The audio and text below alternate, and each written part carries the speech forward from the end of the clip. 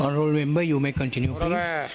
கௌரவ பிரதி சபாநாயகர் அவர்களே, 2023 ஆண்டு மார்ச் மாதம் 9ஆம் தேதி நடத்தப்பட வேண்டிய உள்ளூர் அதிகார சபை தேர்தல்கள் நீண்ட காலங்கள் இழுபட்ட நிலையில் நீதிமன்ற தீர்ப்புகளோடு இன்றைய தினம் நீங்கள் விசேட ஏற்பாடுகளை செய்திருக்கிறீர்கள். இதிலே குறிப்பாக 2023 ஆண்டின் 30ஆம் இலக்க உள்ளூர் அதிகார சபைகள் திருத்தச் சட்டத்தின் மூலமாக 2023 ஆண்டு நவம்பர் 17ஆம் தேதி என்று நடைமுறைக்கு வந்துள்ள அடிப்படையிலே இளைஞர்களுக்கான இளையோருக்கான சந்தர்ப்பம் ஒன்று வழங்கப்பட்டிருக்கிறது. ஆனால் இதற்கு ஊடாக பெண்களுக்கு ஏற்கனவே 25% வழங்கப்பட்டதும் இருக்கிறது. இது ஒரு நல்ல விடயங்கள். இந்த தேர்தல் திருத்தங்களிலே இளையோருக்கும் பெண்களுக்குமாக வழங்கப்பட்டிருக்கிற விஷயங்கள் வரவேற்கத்தக்க ஒரு விடயம். ஆனால் இன்னும் ஒரு விடயம், இந்த உள்ளூர் அதிகார சபை தேர்தல்களிலே 60-40% இருக்கின்ற இந்த நடைமுறைகள் எப்பொழுதும் ஒரு சரியான ஆட்சியை அந்த சபைகள் அமைக்க முடியாத ஒரு தொங்கு நிலை உருவாக்கப்பட்டிருக்கிறது. அண்மை காலங்களில் நீங்கள் நாட்டிலே இவ்வளவு வெற்றிகளை பெற்றுக்கொண்ட என்பிபி கூட எல்பிட்டிய தேர்தலில் ஒரு தொங்கு நிலையை அடைந்திருப்பதை நாங்கள் பார்க்கக்கூடியதாக இருக்கிறது. ஆகவே இது நடக்கப் போகிற இந்த ஊராட்சி மன்ற தேர்தல்களில் எந்த சபை பெரும்பான்மையான ஆசனங்களை பெற்று அமைப்பது என்பது அந்த வட்டாரங்களில் பெறுகின்ற பிரதிநிதிகளை கொண்டு தீர்மானிப்பதை விட மேலதிகமான பிரதிநிதிகளும் அங்கே உள்ளிருக்கப்படுகின்ற பொழுது இந்த நிலைமை தோன்றுகிறது. குறிப்பாக பூநகரி பிரதேச சபையை எடுத்துக்கொண்டால் 11 வட்டாரங்கள், 11 பேர் வட்டாரங்களில் தெரிவு செய்யப்படுகிறார்கள். ஆனால் மேலதிகமாக 9 பேர் பிரதிநிதிகளாக நியமிக்கப்படுகின்றார்கள். அங்கே 20 பேர் வருகிறார்கள். 20 பேர் வருகிறார்கள் என்றால் அதிலே வெவ்வேறு கட்சிகளில் வர்ற பொழுது உண்மையிலே பெரும்பான்மையான அதிகாரங்களை, பெரும்பான்மையான உறுப்பினர்களை வட்டாரங்களில் வென்ற ஒரு கட்சி தன்னுடைய ஆட்சி அமைக்க முடியாத நிலைமை உருவாகும். இது இந்த நாட்டில் இருக்கிற மிகப்பெரிய குறைபாடு. இந்த திருத்தங்களுக்குள்ளே நீங்கள் இந்த விடயங்களை கொண்டு வந்திருக்கக்கூடும். இது பற்றி பேசியிருக்கலாம். நாங்கள் இது பல முறை சொல்லியும் தவிர்க்கப்பட்டிருக்கிறோம். இதனால் தான் பல முறை நாங்கள் கேட்பதுண்டு. இது ஒரு 70க்கு 30 இருந்தால், 70% வட்டார முறை தேர்தல்கள் தொகுதி முறை தேர்தலாக இருந்தால், 30% விகிதாசார முறை தேர்தலாக இருந்தால் அது ஒரு சாத்தியப்பாடானதாக இருக்கும்.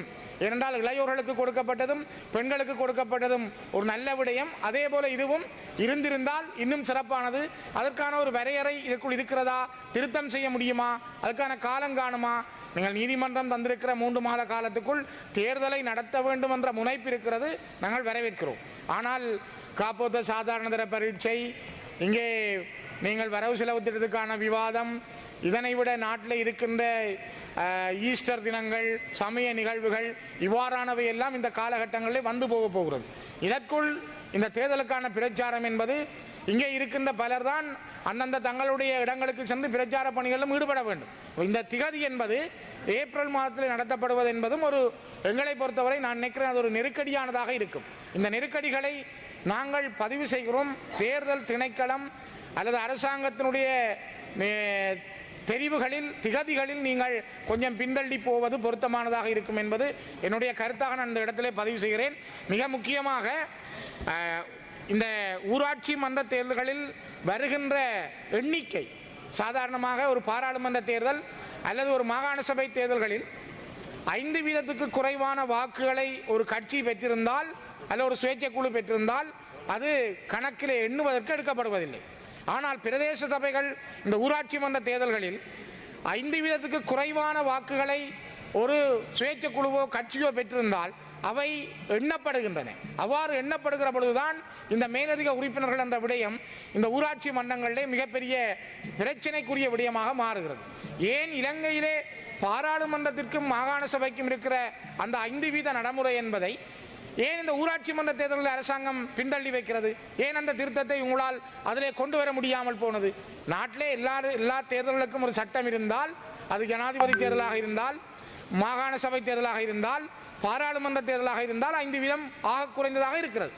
ஆனால் ஏன் இந்த ஊராட்சி மன்ற தேர்தலில் ஒரு பிரதேச சபைக்குள், ஒரு நகர சபைக்குள், ஒரு மாநகர சபைக்குள் 5% குறைவான வாக்குகளை பெறுகின்ற சுயேட்சை குழுக்கள் கட்சிகளுடைய வாக்கை எண்ணுவதில்லை என்பதை, அதை ஏன் இந்த திருத்தமாக அதுக்குள் வரவில்லை என்பது எங்களுக்கு இருக்கிற கேள்வி.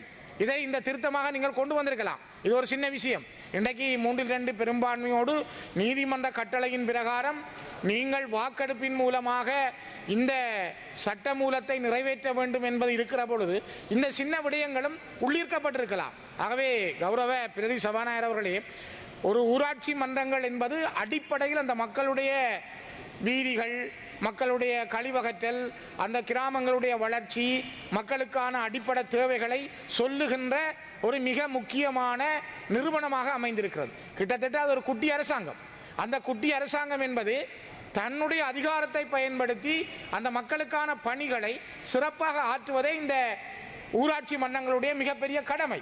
இந்த ஊராட்சி மன்றங்களுடைய கடமையை தான் மக்கள் முகம் பார்த்து வாக்களிக்கிறார்கள். இவர் செய்வார், இவர் இதுக்கு ஆற்றுவார், இவர் இந்த பணியை செய்வார் என்ற விடயத்தை அவர்கள் கையாளுகிறார்கள், மக்கள் விரும்புகிறார்கள். அவர் அடிமட்டத்தில் ஒரு கீழ்மட்ட நிலையிலே இருக்கின்ற அரசியல் தலைவர்களை, ஒரு 3ஆம் நிலை அரசியல் தலைவர்களை உருவாக்குகின்ற ஒரு இடமாகவும் கூட இந்த நிலைமை இருக்கிறது. ஆகவே முக்கியமாக பிரதி சபாநாயகர் அவர்களே, நாங்கள் வலியுறுத்துகின்ற விடயம், இது ஒரு அடிப்படையில் இருக்கின்ற இந்த ஊராட்சி மன்றங்கள் ஏன் கொஞ்சம் அவசரப்படுகிறீர்கள்? நீங்கள் வேட்பு மனுக்களை தாக்கல் செய்வதற்கு தான் 3 மாதங்களை நீதிமன்றம் சொல்லியிருக்கிறது கௌரவ பிரதி சபாநாயகர் அவர்களே. ஆகவே அதற்கு பிறகும் அந்த நாட்களை கொண்டு செல்ல முடியும். இது ஏன் இந்த அவசரமான ஒரு காப்போத்த சாதாரண பரீட்சை நடைபெறுகின்ற காலம், அதனை விட இங்கே இருக்கின்ற பல சமய நிறுவனங்களுடைய சமய காலங்கள், அதை விட நோன்பு காலங்கள், இந்த நோன்பினுடைய காலங்கள், இவை எல்லாமே இருக்கிற பொழுது ஏன் இவ்வளவு தூரம் அவசரப்படுகிறீர்கள்? இந்த நிலைமையிலே கொஞ்சம் மாற்றங்களை கொண்டு வரலாமா என்று கௌரவ பிரதி சபாநாயகர் அவர்களை நான் உங்களையும் கேட்பதோடு அரச கட்சி சார்ந்த பிரதிநிதிகளையும் கேட்கிறேன். தயவு செய்து இந்த விடயத்திலே அவசரம் இல்லாமல் சேர்க்க வேண்டிய சில திருத்தங்களையும் சேர்த்து இந்த ஊராட்சி மன்ற தேர்தலுக்கான ஒரு கால இடைவெளியை, காப்போத்த சாதாரண 10 நாளாக இருக்கலாம், ஆனால் கிட்டத்தட்ட அவர்கள் 10 ஆண்டுகள் படித்துத்தான் 10 நாள் சோதனை எழுத போகிறார்கள். 10 ஆண்டு ஒரு மாணவன் படித்த பரீட்சையை 11 ஆண்டுகள் காத்திருந்து எழுத போகிற பரீட்சையை பிரச்சாரத்துக்காக போகின்ற நபர்கள் குழப்புவார்களாக இருந்தால் அவனுடைய 11 வருட வாழ்க்கையை யோசித்து பாருங்கள். 10 நாள் பரீட்சை என்று நாங்கள் குறிப்பிட்டு சொல்ல முடியாது. இது ஒரு 11 வருட வாழ்க்கையினுடைய தொடர்ச்சி தான் அந்த காப்போத்த சாதாரண பரீட்சை. இந்த பரீட்சையிலே எழுதுகிற மாணவனுடைய மனநிலை, அதில் ஈடுபடுகின்ற ஆசிரியர்கள், உத்தியோகத்தர்கள், இவர்கள் இந்த தேர்தல் காலத்திலே சந்திக்க போகின்ற இடர்கள், இது மிகவும் கடினமானது. அதே போலதான் நாங்கள் இந்த வரவு செலவு திட்டத்துக்காக பாராளுமன்றத்துக்கு வந்திருக்கிறோம். இனி நாங்கள் திரும்பி இந்த ஊர்களிலே சென்று இங்கே ஒரு முறையான பான்மை ரீதியாக இந்த வரவு செலவு திட்டத்தில் பங்கு கொள்வதா, அல்ல விவாதங்களில் பங்கு கொள்வதா, அல்லது நாங்கள் பிரச்சார நடவடிக்கைகளில் பங்கு கொள்வதா? தயவு செய்து பிரதி சபாநாயகர்களை சிந்தியுங்கள். இது ஒரு மிக முக்கியமானது. இந்த விடயத்திலே இந்த திகதியை கொஞ்சம் மாற்றம் செய்யுங்கள். எண்ணப்படுகின்ற வீதத்தில் அந்த 5% என்பதை யோசியுங்கள். இதிலே உறுப்பினர்களுடைய எண்ணிக்கை கூட வட்டாரங்களுக்கு முக்கியத்துவம் கொடுங்கள். வட்டாரங்களில் வெல்லுகின்ற கட்சி அந்த சபையை கையில் எடுத்து ஆட்சி அமைக்கக்கூடிய வல்லமை கொண்டதாக இருக்க வேண்டும். மேலதிகமாக நியமிக்கப்படுகின்ற பிரதிநிதிகள் அதற்கு குழப்புகின்றவர்களாக மாறக்கூடாது என்பதையும் நான் இந்த இடத்திலே கேட்டுக்கொள்கின்றேன். நன்றிகள். Honorable Ruwan Senarath, you have 18 minutes. ගරු නියෝජ්‍ය කතානායකතුමනි,